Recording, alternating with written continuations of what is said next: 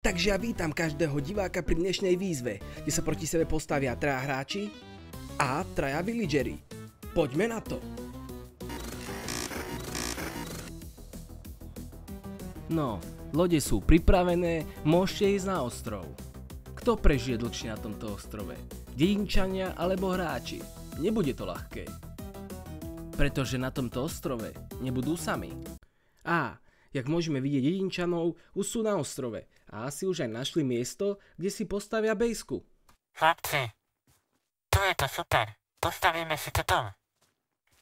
Ja som Cetus, určite ma poznáte. Som najlepší a neporaziteľný. A teraz postavíme dom. No poďme, rýchlejšie. Neflákaj sa. Takže dojdem tam a prasknem tiedno. Dobre im to ide.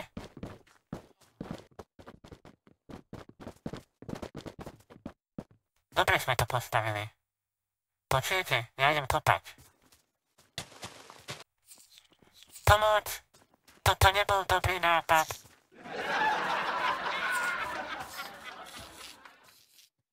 Mohli by sme si spraviť bejsku.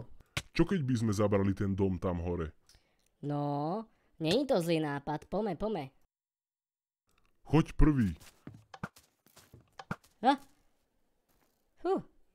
Chlapci, čo ste posratí? Však iba jedna pasca tu bola. Poďte donútra.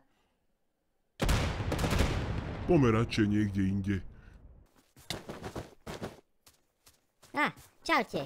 Ešte som doniesla stan, lebo vždy si všade zoberiem stan. Nepýtajte sa prečo.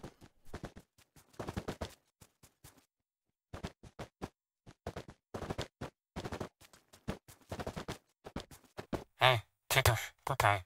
Nejaká primitívna dedina. Poďme tam. Pokiaľ tu niekto je, ja mu dám. Haló, je tu niekto? Aha, iba jeden gáďo. Troška nazvite.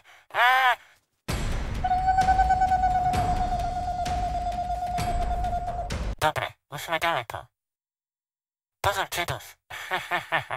Oni si myslia, že sme blbí. Autovo. Poďme ďalej.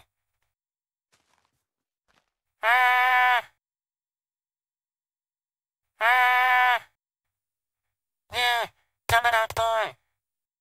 Poďme sa pozrieť do tejto jaskyne. Podľa mňa tam niečo zaujímavé určite nájdeme.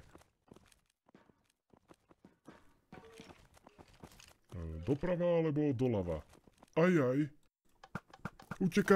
Utekaj, rýchlo. No, toto bol veľmi dobrý nápad, ty debil. Teraz to nerieš. Cetus, vrátil si sa? Áno, iba ja som prežil, lebo ja som Cetus. Ale hladný som.